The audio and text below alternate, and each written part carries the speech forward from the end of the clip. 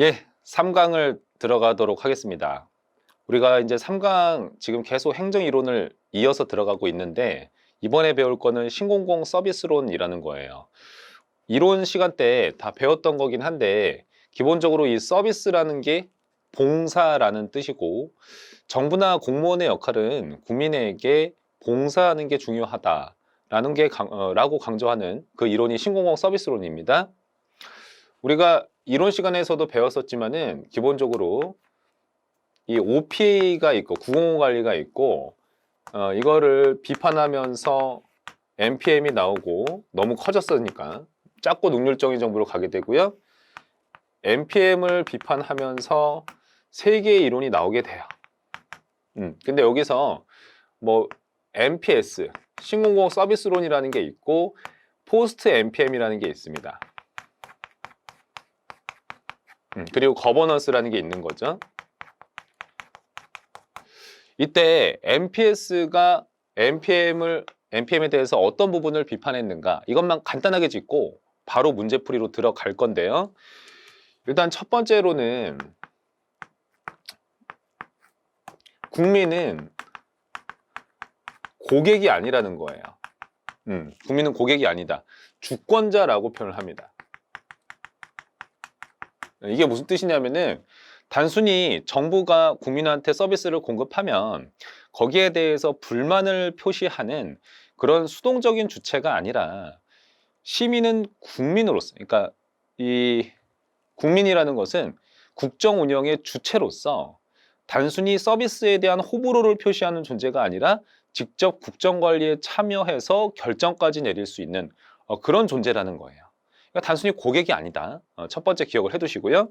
그 다음에 두 번째가 지나친 능률성 강조예요. 이거는 거버넌스하고 큰 틀에서 비슷한 내용이 되는 거죠.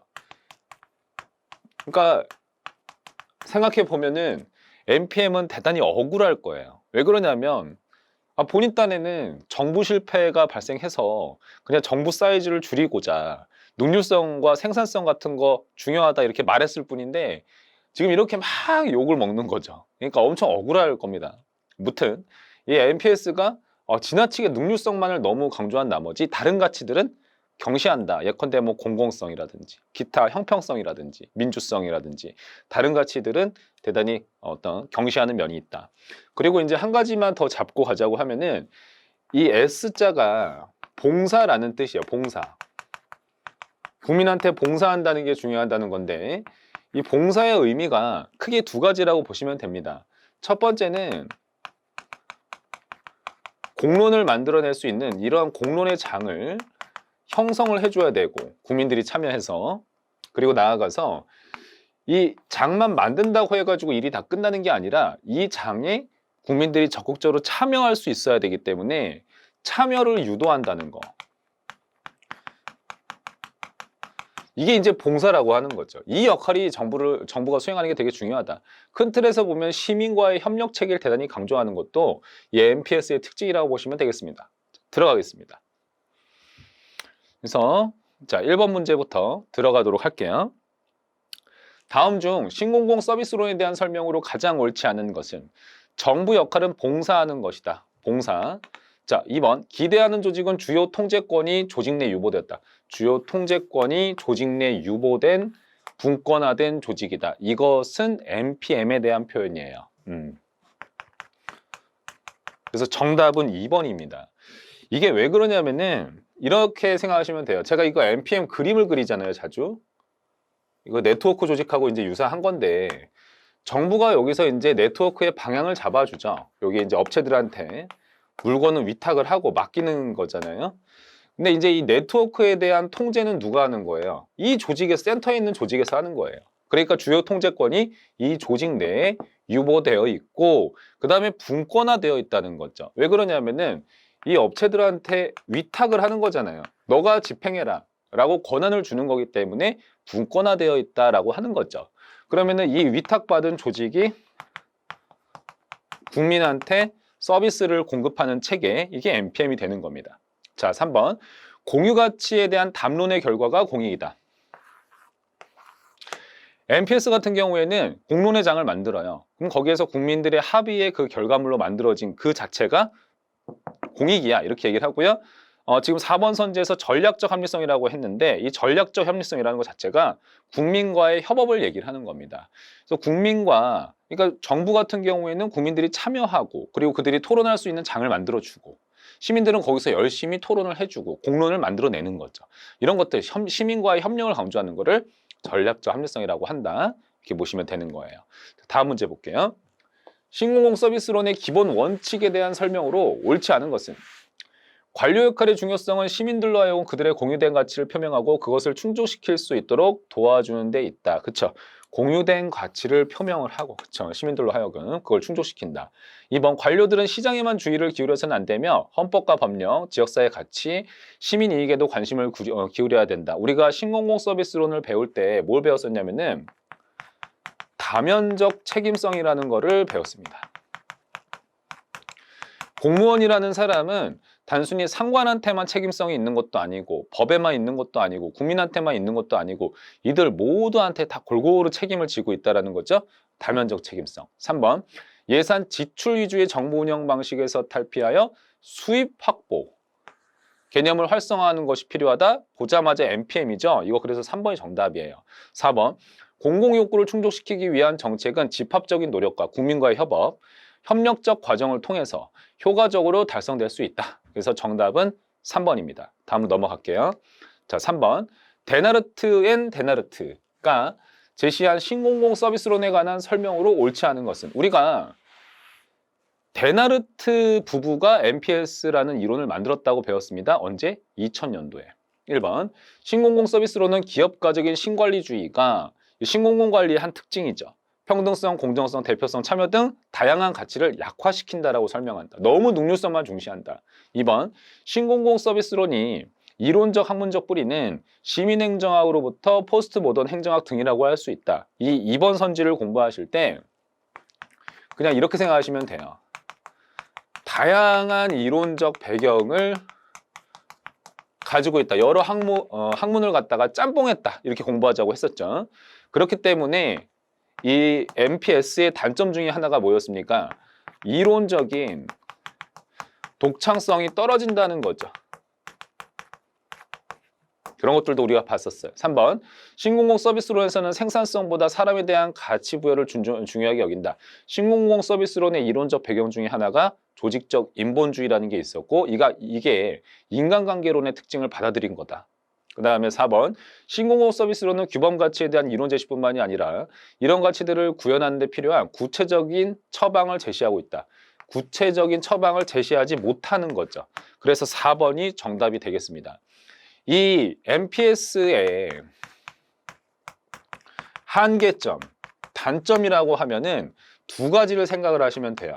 아까 제가 처음에 얘기했던 게 너무 다양한 이론을 다 가져왔기 때문에 이론적인 독창성이 떨어진다는 부분이 있어요. 이게 좀 떨어진다는 거예요.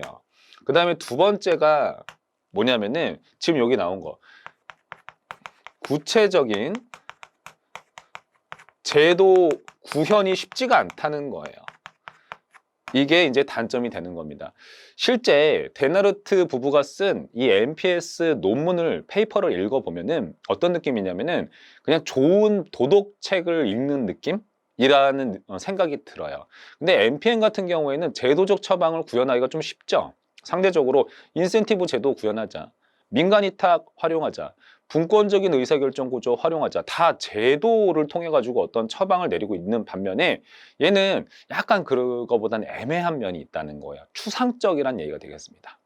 5번, 신공공 서비스론에서는 시장 메커니즘보다 공동체의 가치를 중시한다. 시민과의 협력, 공공책임성 강화를 중요하게 여긴다. 됐습니다.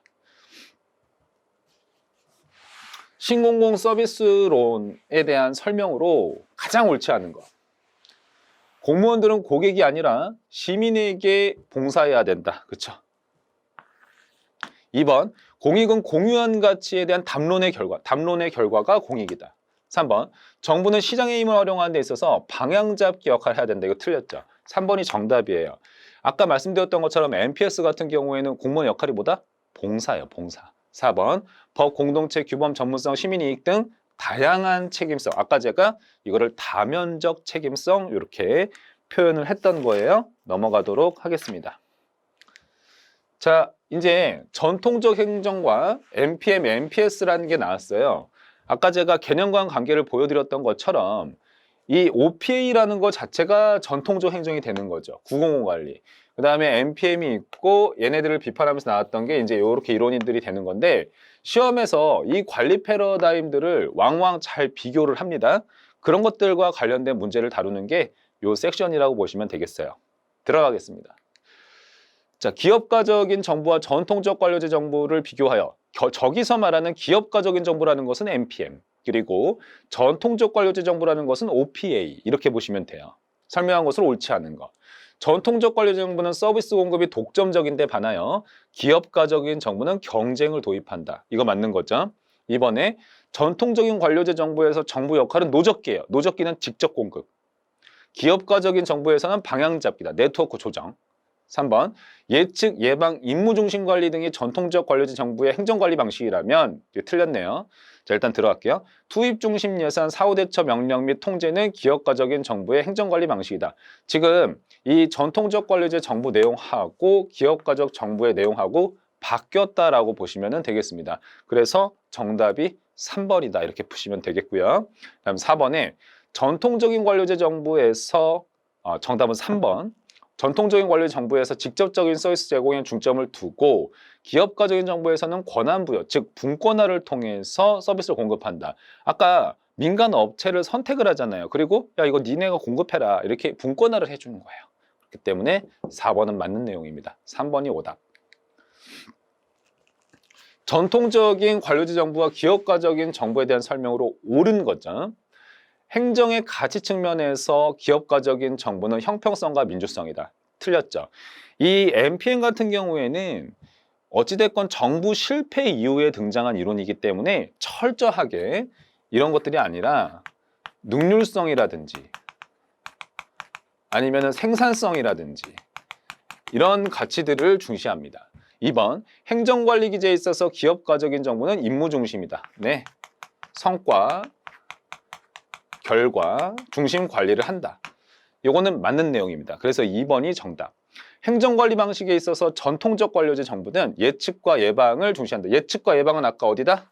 NPM이 된다. 그 다음 4번에 공공서비스를 제공함에 있어서 전통적 관료제 정부는 민영화 방식의 도입을 추구한다. 민영화 방식하는 것은 NPM이죠. 그래서 이거 틀렸어요.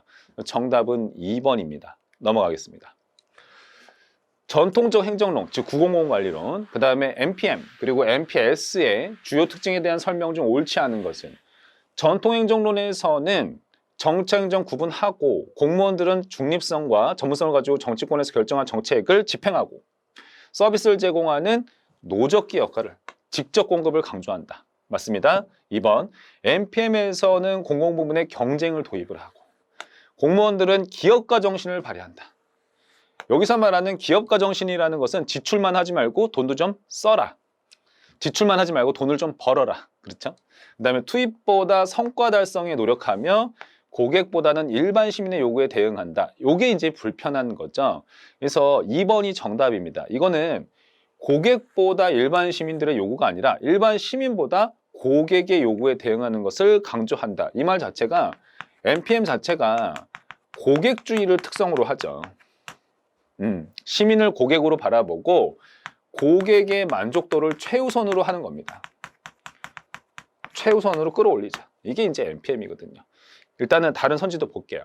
신공공 서비스론에서는 정부 역할을 방향 잡기보다는 시민에게 힘을 실어주고 봉사하는 정부 역할을 강조한다. 그렇죠. 그다음 4번 신공공관리로는 공익을 개인의 이익을 집합을 반영한 것으로 보는 반면에 사익의 총합이라고 얘기를 하는 건데 여기서 말하는 사익이라는 것은 고객의 만족이에요. 그러니까 고객의 만족도가 크면 클수록 공익이 달성된 거라고 봅니다. NPM은 신공공 서비스로는 공동가치에 대한 담론의 결과가 공익이다. 맞는 내용입니다.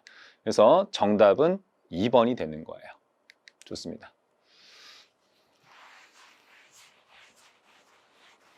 다음 중 신공공관리론과 신공공 서비스론 특성에 대한 설명으로 옳지 않은 것은 지금 관리 패러다임끼리 계속 비교를 하고 있습니다. 1번 신공공관리론은 경제적 합리성에 기반하는 반면 경제적 합리성이 능률성과 같은 말이에요. 신공공 서비스로는 전략적 합리성이다. 시민과의 협력에 기반한다. 신공공관리로는 기업가 정신이다. 쓰기만 하지 말고 돈도 좀 벌어라. 신공공 서비스로는 사회적 기여와 봉사를 강조한다. 신공공관리론의 대상이 고객이라면 서비스론의 대상은 시민이다. 좋습니다. 4번 신공공 서비스론이 관리론보다 지역 공동체 활성화에 더 적합하다. 시민과의 협력이 더 촉진하기에 좋다는 거죠. 시민 참여를 적극 유도하니까.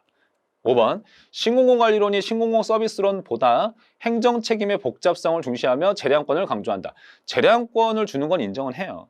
그런데 이 행정책임의 복잡성이라는 것 자체는 이게 다면적인 책임성과 같은 내용이에요. 아까 우리가 다면적 책임성이라는 건 어떤 이론에서 강조한 거다? MPS에서 강조한 거예요. 따라서 정답은 4번입니다. 5번입니다. 네, 넘어갈게요.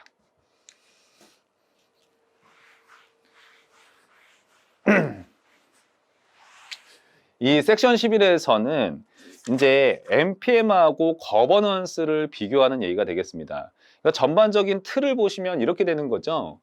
900 관리 NPM을 비판하면서 나왔던 이론들이 있는데 요 이론들끼리 자꾸 이렇게 섞어가지고 비교를 하고 있구나.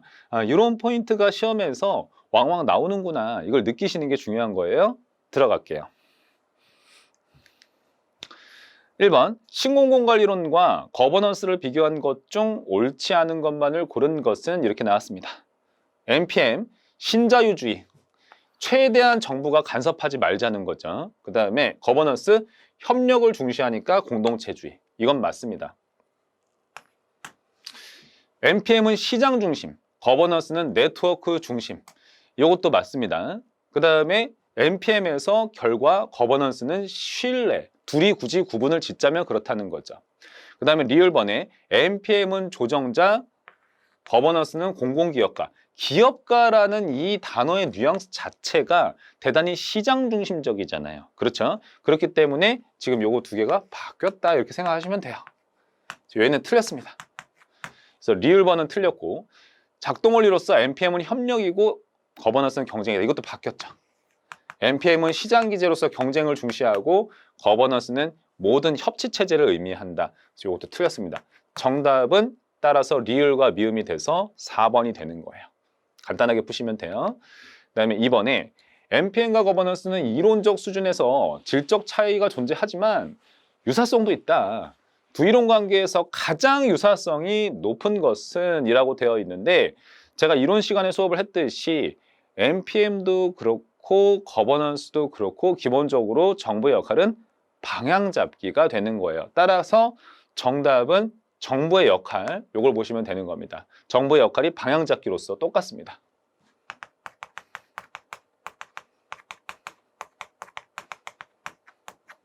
네, 그래서 NPM 같은 경우는 이제 시장 내에 있는 네트워크들 있잖아요. 그거를 이제 방향을 잡아주는 거고, 거버넌스 같은 경우에는 정부와 시장과의 끈, 그리고 정부와 시민사회의 끈, 시장과 시민사회의 끈이 있잖아요. 그런 끈들을 연결시켜주는 중립적인 방향 잡기를 해주자는 겁니다. 협동이 잘 될 수 있도록. 그래서 정부 역할은 방향 잡기로서 유사성이 있다. 챙겨두시면 되겠어요. 자, 다음이 포스트 모더니즘이에요. 포스트 모더니즘을 들어가기 전에 뭐 간단하게 제가 한번 개념을 좀 잡을 텐데요.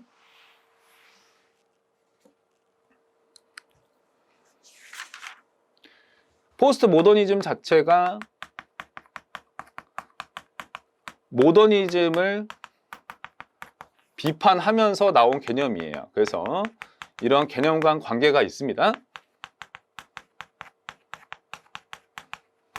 모더니즘을 비판한 이유는 뭐냐면은 인간의 사고를 억압한다는 거죠.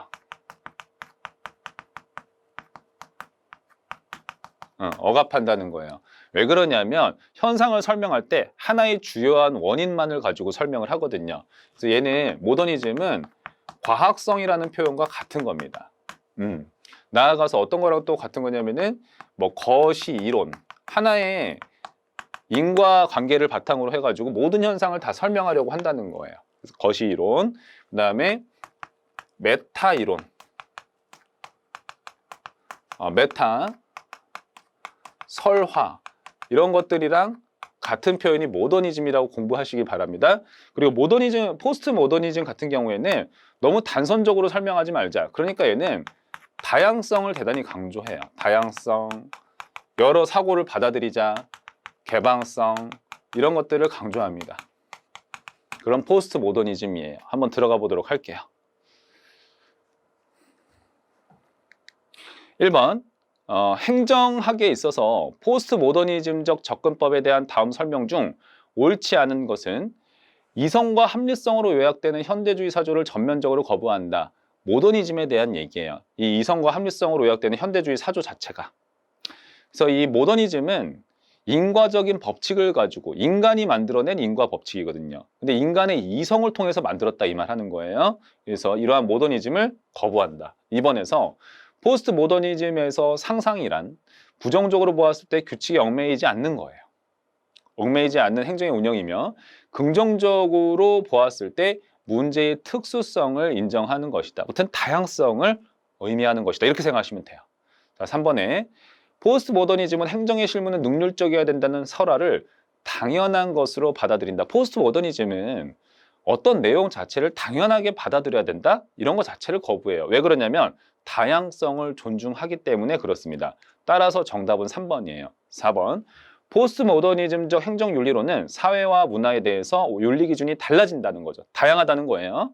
그럼 반근원주의적 윤리론을 취한다. 그래서 반근원주의적이다라는 것 자체가 딱 정해진 건 없다라는 뜻으로 받아들이시면 되는 거예요.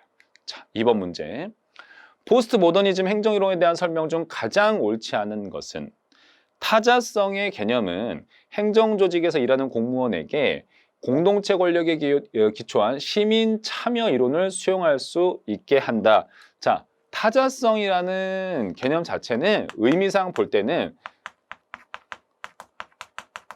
타인의 견해를 존중하지 않는 의미입니다.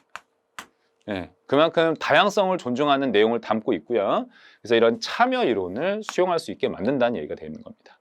그 다음에 2번에 탈영역화 개념은 타인은 하나의 대상이 아니라 도덕적 타인, 생각할 수 있는 주체라는 뜻이고요. 으로 인정하고 개방적 태도를 가져야 된다는 점을 강조한다. 이건 탈영역화가 아니라 타자성에 대한 개념이 되는 겁니다. 해서 정답은 2번이 돼요. 3번, 포스트 모더니즘의 세계관은 상대주의적이다. 다양성, 개방성, 그리고 다원주의적이고 개방주의적 성격을 지닌다. 4번, 포스트 모더니즘은 과학주의와 기술주의의 한계와 부작용을 비판한다. 이거 자체가 모더니즘이라고 생각하시면 되겠고요. 어떤 하나의 현상을 하나만의 아주 주요한 특성으로 설명하기 때문에 인간의 사고를 딱 편협하게 억압한다라는 점을 어필하는 겁니다. 정답은 2번이 되겠어요. 자.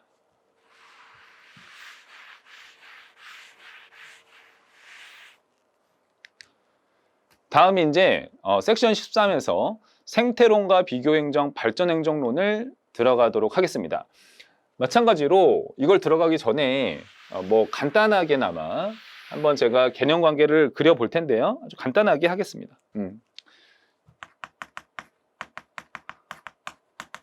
생태론이라는 것은 어떤 현상을 분석할 때 환경적인 요인을 고려하자라는 거예요.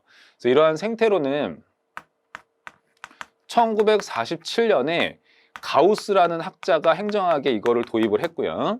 이런 생태론의 영향을 받아서 비교행정론이라는 게 나옵니다.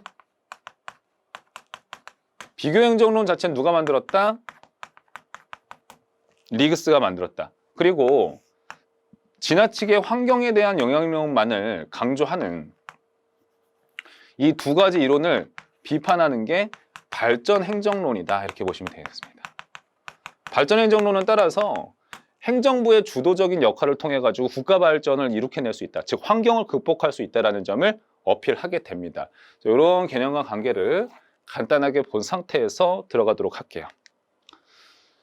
행정학의 주요 접근법인 생태론에 대한 특징으로 옳지 않은 것은 생태론적 접근 방법을 행정학에 도입한 것은 47년 가우스다.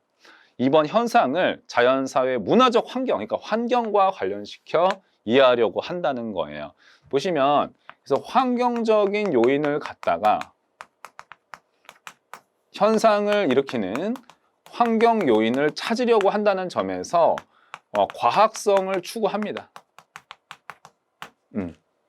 자, 3번. 행정이 추구해야 될 목표나 방향을 명확히 제시하고 있다. 이게 틀렸어요. 그래서 3번이 정답이 되는데 생태론 같은 경우에는 그냥 어떤 현상을 일으키는 주요 원인이 뭔지를 찾기만 할 뿐인 거지 행정부가 이런 방향으로 나아가야 돼 라고 하면서 규범적인 연구를 하는 거는 아닙니다. 이러한 3번 선지하고 관련된 것은 우리 아까 배웠던 후기 행태주의라든지 아니면은 신행정학 같은 것들이 관련이 돼요. 가치 연구를 강조했던 이론들이 해당이 된다 이 말입니다. 4번. 서구 행정제도가 후진국에서 잘 작동하지 않는 이유는 사회 문화적 환경이 다르기 때문이라고 본다. 그렇죠. 그렇기 때문에 어떤 현상을 설명할 때 환경을 가지고 설명을 하는 거예요. 넘어가겠습니다. 신제도주의.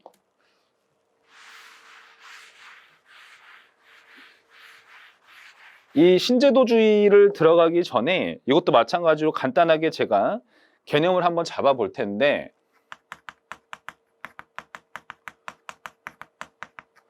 신제도주의라는 것 자체가 그 구제도주의 이거를 비판한 면이 있죠. 구제도주의 자체가 제도의 그 범위를 되게 협소하게 바라봤었어요. 그러니까 공식적인 제도만 제도야 이렇게 봤었죠. 근데 신제도주의 같은 경우엔 제도의 범위가 좀 넓습니다. 공식적인 제도도 제도이고 비공식적인 제도도 제도다 이렇게 봅니다. 신제도주의에서 이 제도라는 것은 폭이 좀 넓어요. 거의 그 모든 게 다 제도예요. 공식적인 거, 법이나 정책 같은 거, 그 다음에 문화 같은 거, 비공식적인 제도도 다 제도라고 봅니다. 그 다음에 얘는 정태적인 연구였던 반면에 신제도주의는 동태적인 연구를 진행했다. 동태적인 연구라는 것 자체가 인과관계 분석을 하는 것도 있고요. 그 다음에 두 번째 의미는 제도가 어떻게 변화되고 새로 생겨나는지도 설명할 수 있다. 이게 동태적 연구가 되는 거예요. 그리고 이러한 신제도주의는 또 행태주의를 비판한 면도 있어요. 행태주의를 왜 비판했었냐면은 너무 보편적인 법칙을 찾으려고 하다 보니까 연구가 어려워졌다는 거죠. 그래서 각국의 특수성을 반영하기가 힘들었다는 거예요. 신제도주의는 그래서 어떻게 현상을 설명하냐면은 어떤 현상에 영향을 미치는 제도를 찾고자 하죠. 그래서 이들 간에 나름의 법칙을 찾고자 합니다. 인과관계를 드러내려고 노력은 하지만 즉 과학성은 추구는 하는데 이때의 과학성은 어떤 수준의 이론이다? 중범위 수준의 이론이다. 이 만들어진 법칙이 적용되는 것은 한계가 있다 이렇게 얘기를 하는 거죠. 그래서 한국에서 만들어진 법칙은 한국에서만 적용할 수 있다라고 생각하셔도 괜찮습니다. 그래서 또 다른 지역에다가 적용하자고 하면은 어려워질 수가 있는 거죠. 이렇게 어떤 범주에 국한돼서 적용되는 법칙이라고 하면은 중범위 수준의 법칙이라고 얘기를 하는 거예요. 각국의 제도라는 건 저마다 다 다르니까 나타날 수 있는 현상이라고 여러분들이 공부를 하시면 되는 거죠. 들어갈게요.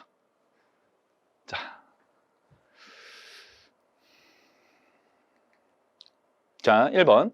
신제도주의에 대한 설명으로 옳은 것은 비공식적인 제도나 규범도 넓은 의미에서 제도로 규정한다. 맞네요. 그러니까 신제도주의에서 제도라는 것은 공식적인 거, 비공식적인 게 다 포함이 됩니다. 그래서 1번 정답이에요. 그다음 2번 행태주의 접근법을 지지하는 게 아니라 비판하죠. 그다음 3번 역사적 신제도주의는 분석 수준에서 개체주의 입장이다. 틀렸어요. 총체주의의 입장을 취하고 있죠. 역사적 신제도주의에서 기본적으로 제도라고 하는 것은 각국의 역사적 맥락 속에서 형성이 된 제도인 거죠. 각국의 역사적 맥락을 다 들여다보려고 한다는 것, 어떤 현상을 분석할 때 이 자체가 총체주의적 관점이라고 하는 거예요. 4번, 사회학적 신제도주의는 다양한 요인들이 결합되는 역사적인 우연성과 맥락을 중시한다. 역사적 우연성, 우연한 사건이나 맥락을 강조하는 것은 사회학적 신제도주의가 아니라 역사적 신제도주의가 되는 겁니다. 그래서 사회학적 신제도주의 같은 경우에는 동영화 같은 과정들을 강조하는 이론이 되는 것이죠. 그래서 1번이 틀렸다. 2번 문제 들어가겠습니다. 신제도주의 이론에 대한 설명으로 옳지 않은 것은 신제도주의는 원자된 개인이 아니라 제도라는 맥락 속에서 전개되는 개인 행위 및 현상을 분석하는 데 초점을 둔다. 이 말 자체가 뭐냐면 그러니까 제도가 개인의 어떤 행동 같은 것들, 현상에 영향을 미친다라고 생각을 하는 거예요. 그래서 이건 맞는 겁니다. 2번, 신제도주의에서 제도는 독립변수일 수도 있고 종속변수일 수도 있다. 예를 들어서 역사적 신제도주의 같은 경우에는 어떻게 생각을 하냐면 제도가 신설되거나 변화할 때 어떤 거에 의해서 변화한다고 보냐면은 우연한 사건 있잖아요. 우연한 사건이 발생을 해서 그로 인해 제도가 새로 생겨나거나 변화될 수도 있다라고 보지 않습니까? 자, 이걸 잘 보세요. 이때의 제도는 종속 변수예요. 그리고 역사적 신제도주의도 기본적으로 신제도주의죠. 그러면 신제도주의는 기본적으로 제도가 독립 변수에 위치해 있어요. 따라서 제도는 독립 변수일 수도 있고 종속 변수일 수도 있다. 지금 이 얘기를 하고 있는 겁니다. 얼마 전에 호주에서 큰 화재 사건이 났죠. 그 화재 사건으로 인해 가지고 그 우연한 사건이거든요. 그걸로 인해 가지고 위험관리 제도가 분명히 변화하거나 새로 생길 수도 있는 거예요. 그런 현상들을 설명하는 게 역사적 신제도주의입니다. 자, 3번. 합리선택적 신제도주의에 따르면 행위자의 선호는 개인 간 상호작용을 통해서 형성이 된다. 자, 포인트가 선호예요, 선호. 개인의 선호나 가치관 같은 거. 합리선택적 신제도주의에서 개인의 선호는 외생적입니다. 외생적 선호라는 것은 외부에서 그냥 주어진 거예요. 주어진 거. 원래 그렇다. 그러니까 타고난 것이다. 네, 그렇기 때문에 무언가 상호작용을 통해 가지고 영향을 받아 가지고 생겨난다 그런 게 아니에요. 그냥 외부에서 주어진 거예요. 원래 그렇다라는 거죠. 반면에 내생적이다라는 것은 외부의 어떤 제도에 영향을 받아 가지고 안에서부터 생겨나는 거예요. 그래서 영향을 받아 가지고 바뀌거나 할 수 있다라고 하는 거죠. 근데 외생 선호는 그런 게 아닙니다. 그냥 주어지는 거예요. 그래서 원래 타고난 선호를 의미하는 겁니다. 자, 그래서 4번을 보도록 할게요. 역사적 신제도주의는 전체주의 입장을 취하며 그렇죠. 주로 중범위 수준에서 분석을 수행한다. 신제도주의는 모두 다 중범위 수준의 이론을 추구합니다. 아까 총체주의 얘기는 했고요. 따라서 3번이 정답이에요. 됐습니다. 신제도주의.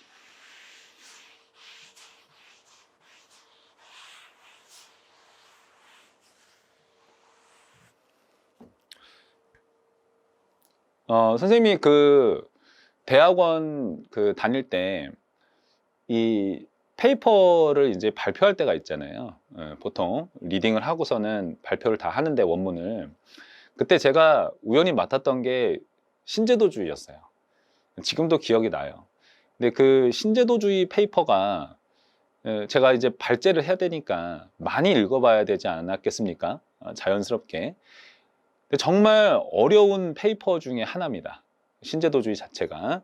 근데 읽어보고 잘 한번 생각을 해보면은 상당히 설득력이 있는 그런 이론이기 때문에 시험에서 이 신제도주의를 갖다가 그래도 중요하게 생각하는 편이에요. 그리고 아주 설득력이 있는 이론이라고 학자분들도 생각하고 계시기 때문에 그래서 공부를 잘 해두시길 바랍니다. 넘어갈게요. 3번 역사적인 신제도주의의 특징으로 옳지 않은 것. 행정기관, 의회, 대통령, 법원 등 유형적 개별 정치제도가 주된 연구 대상이다. 유형적인 개별 정치제도가 주된 연구 대상이다. 이거는 구제도주의에 대한 내용이죠. 그래도 4번 선지를 한번 비교해서 보시면 제도란 공식적인 법규범뿐만이 아니라 비공식적인 것들도 다 포함은 한다. 역사적 신제도주의도 어찌됐든지 간에 신제도주의의 유형이에요. 그렇기 때문에 이렇게 4번 관점으로 표현을 하는 게 더 좋은 거죠. 근데 이제 1번 선지 같은 경우에는 구제도주의에 훨씬 가까운 표현이다. 이렇게 보시면 되겠습니다. 따라서 정답이 1번이에요. 자, 2번 볼게요. 제도를 이해하는 데 있어 역사적, 사회적 맥락의 중요성 전체를 들여다본다. 총체주의적 접근이라는 거예요. 그다음에 3번 제도가 형성되면 안정성과 경로 유전성을 갖는다. 상징적인 표현입니다. 각국의 역사적 맥락 속에서 형성이 된 법이나 정책이라는 것들은 그래도 어느 정도 안정성을 갖고 쭉 유지되어 가다가 우연한 사건이 발생하게 되면은 변화해 나가더라. 그걸 설명하는 거죠. 정답 1번.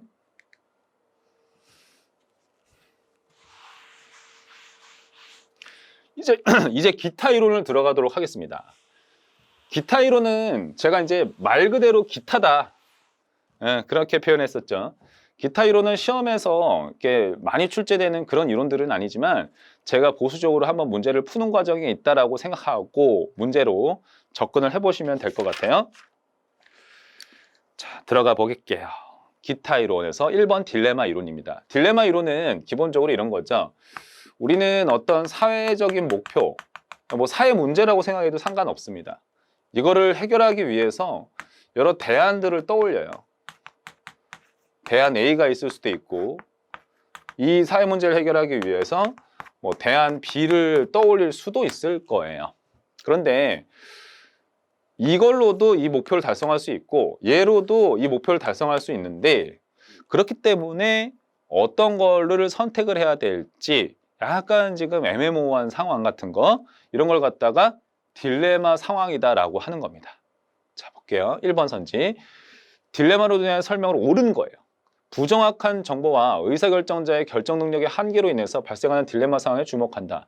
기본적으로 딜레마 이론은 어떤 대안이 있는지를 명확하게 다 알고 있는 상황에서 딜레마 상황이 발생한다라고 생각을 합니다. 내가 어떤 대안을 알고 있는지, 어떤 대안이 있는지 모르는데 딜레마 자체가 있을 수가 없어요. 1번 틀린 거예요. 2번, 대안을 선택하지 않는 비결정이라는 것도 약간 그 일시적인 대응이긴 하지만 이런 것도 딜레마에 대한 하나의 대응 형태로서 이론에서 바라보고 있습니다. 그래서 정답은 2번이고요. 3번, 두 대안이 추구하는 가치관 충돌이 있을 때 결국 절충안을 선택하게 된다.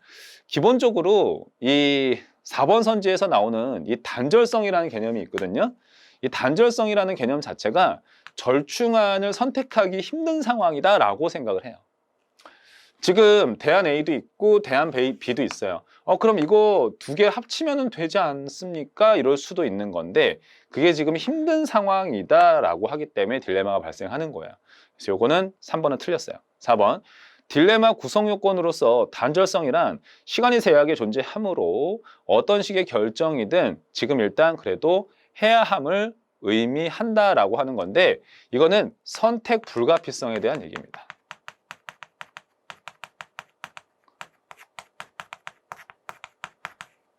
그래서 이제 2번 선지에서 비결정이라는 것은 잠깐 미루는 상태를 의미하는 거죠. 잠깐 미루는 상태. 그래서 정답은 2번이 되겠다.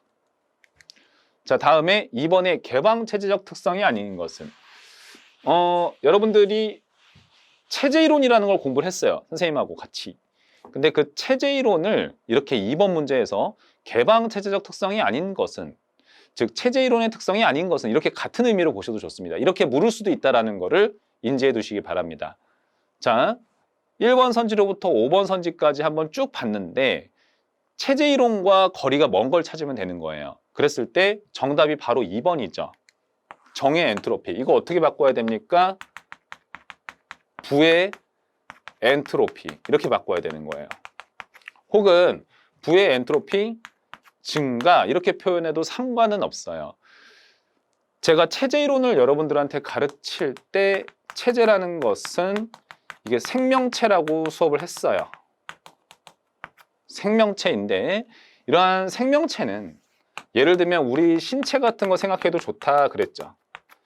우리 신체는 늘 밸런스, 안정과 균형을 유지하려고 합니다. 열이 발생하면은 어떻게 해서든 열을 낮추려고 노력을 하고 밖에 날씨가 추워지면은 우리가 뭔가를 입어야 되게끔 신호를 보내는 거죠. 체온을 유지해야 되니까. 그런 식으로 안정과 균형을 유지할 수 있도록 만들어요.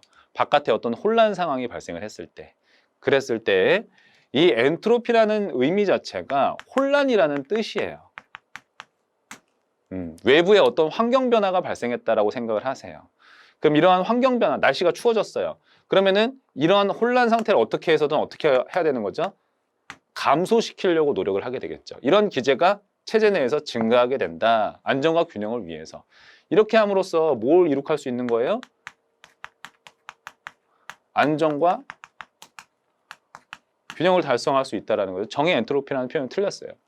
그 다음에 1번의 등종국성이라는 거는 안정과 균형을 달성하는 방법이 다양할 수 있다. 그 뜻이 되겠고요. 항상성이라는 거는 밸런스 유지하려고 한다. 4번의 구조기능의 다양성이라는 것은 이런 얘기예요. 이 하나의 체제는 다 하위 체제로 구성이 되어 있어요. 예를 들어서 제가 아까 체제의 예시로서 신체가 있다라고 말씀을 드렸는데 우리 신체 내에도 다양한 하위 체제가 있죠. 뭐 예컨대 뇌도 있고 그리고 뇌는 나름의 기능을 담당하고 있고 위, 심장 나름의 하위 체제들이 하위 생명체들이 각기 자기의 기능을 다 담당을 하고 있는 거죠. 그런 걸 갖다가 구조 기능의 다양성이다 이렇게 표현을 하는 거예요. 각기 하위 체제가 다른 역할들을 다 분담하고 있다. 그럼으로써 다양한 신체의 밸런스를 유지하고 있다는 거죠. 5번 선지에서 체제의 진화, 환경에 있어서 어떤 혼란 상황이 발생을 했다라고 하면은 체제가 이거를 안정과 균형을 유지하기 위해서 하위 체제를 움직여 가지고 체제를 변화시켜 나간다는 거죠. 그 얘기입니다. 그래서 항상성을 유지하게 된다. 자, 다음이 3번 문제까지 한번 보도록 하겠습니다. 샤칸스키 행정체제론에 대한 다음 설명 중 가장 옳지 않은 것은 우리가 체제이론에서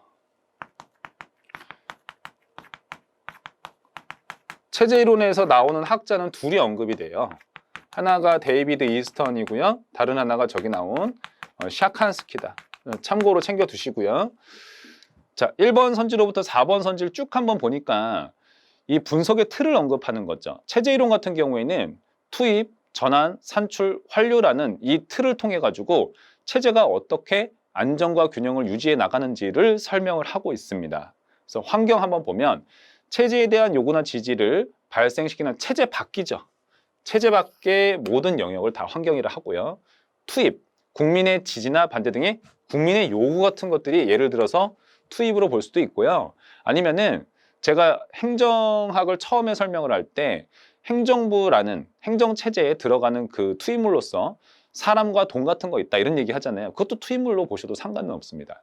그럼 3번에 전환. 이런 투입물이 있었으면은 이거를 체제라는 생명체 내에서 한번 소화를 시켜가지고 밖으로 뽑아내야 되는 거죠. 전환이라는 것은 목표를 설정하고 필요한 정책을 결정하는 과정. 필요한 정책을 결정하는 과정이다. 4번 환류. 전환 과정을 거쳐서, 그러니까 전환을 거쳐서 환경에 응답하는 결과물. 이거는 환류가 아니라 산출이 되는 거죠. 그래서 예를 들면 이게 이제 행정체제 내에서는 정책이라든지 아니면은 공공 서비스 같은 것들로 외부로 나가게 되는 거죠. 여기에 대해서 뭔가 이제 문제가 있다 싶으면은 고치는 과정, 이런 환류 과정을 거치게 돼서 다시 투입으로 반영이 되는 겁니다. 그래서 정답은 4번이 되는 거예요. 됐습니다. 그래서 여기까지 해가지고 우리가 또 20문제를 한번 풀어봤습니다. 벌써 시간이 지난 지 얼마 안 된 것 같은데 60문제씩이나 풀었거든요. 복습 꼭 성실하게 하시고 건강 유의하면서 공부하시기를 바랄게요. 여러분의 응원이 항상 선생님이 고맙게 생각을 합니다. 다음 시간에 뵙도록 하겠습니다. 감사합니다.